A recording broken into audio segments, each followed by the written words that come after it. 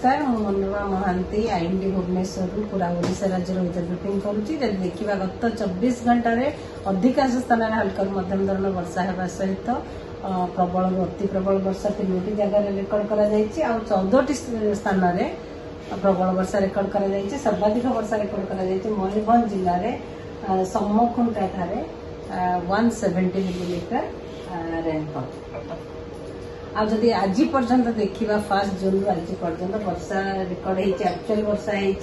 पूरा स्ट्रेट रे 379.5 मिलीमीटर जोटा कि against the normal value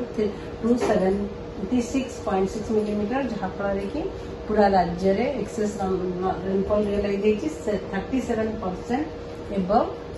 normal rainfall record कर आज पर्यंत। देखा आमर गोटे लो प्रेशर एरिया बर्तमान रही south west Gangetic West Bengal आखापाखी एरिया रे जोटार कि associated upper air cyclonic circulation extend कर 7.6 kilometre from mean sea level आ सहित जो सर्कुलेशन का टिल्ट करुच्ची south westward with respect to high आगामी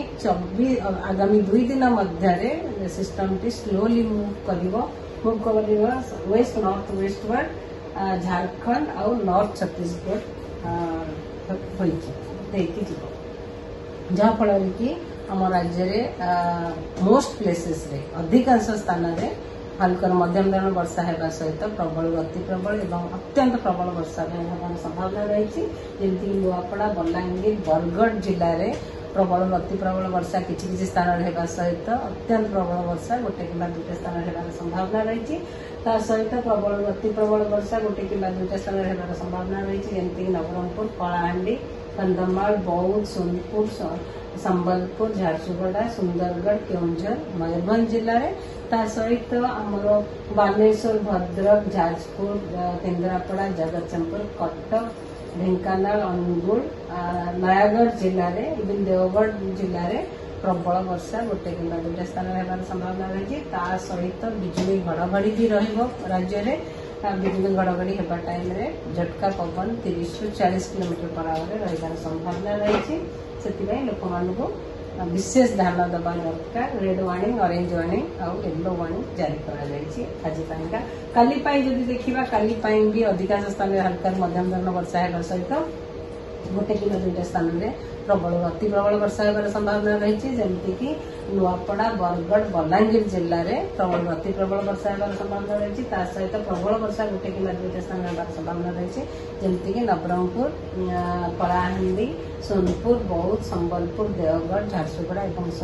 संबलपुर जिले में सहित आम उपकूलवर्ती अंचल जिला गुड़िक बिजुली घड़घड़ी सहित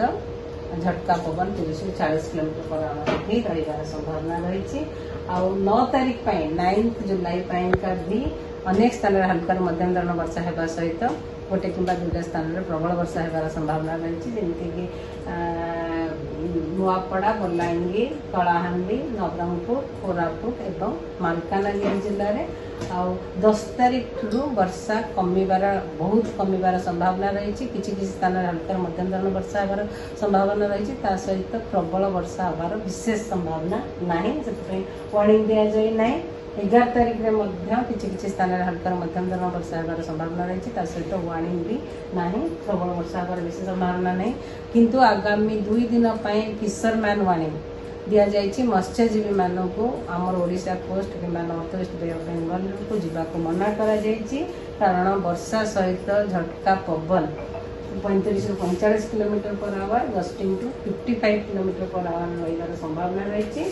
काली आज काली 7 तारीख और 8 तारीख रे से मत्स्यजीवी मानक मना कर समुद्र भितर को प्रवेश करने। धन्यवाद।